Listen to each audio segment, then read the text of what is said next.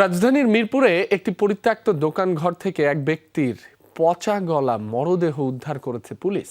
নিহত আলামিন হোসেনের বয়স ৪২ বছর। রাতে মিরপুর ১৩ নম্বরের পিটিআই ভবনের বিপরীত পাশের একটি গলি থেকে তার লাশ উদ্ধার করা হয়।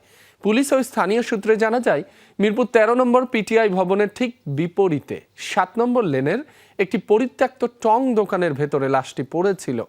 গতকাল রাত আনুমানিক ৮টার দিকে ভেতর থেকে দুর্গন্ধ বের হলে স্থানীয়রা পুলিশে খবর দেয়।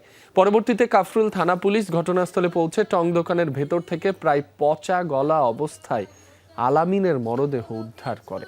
জমি জমা সংক্রান্ত বিরোধের কারণে আলামিনকে হত্যা করা হয়েছে বলে দাবি করেন তার বোন শাহতন বেগম।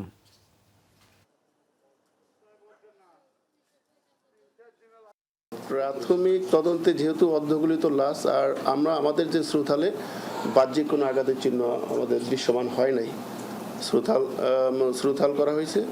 লাশ ময়নাতদন্তের জন্য ওই হসপিটালে পাঠানো হয়েছে। পরবর্তীতে ময়নাতদন্তের রিপোর্টের সাপেক্ষে, বিশেষজ্ঞদের মতামতের সাপেক্ষে পরবর্তীতে এটা বোঝা যাবে যে আসলে ঘটনাটা কি।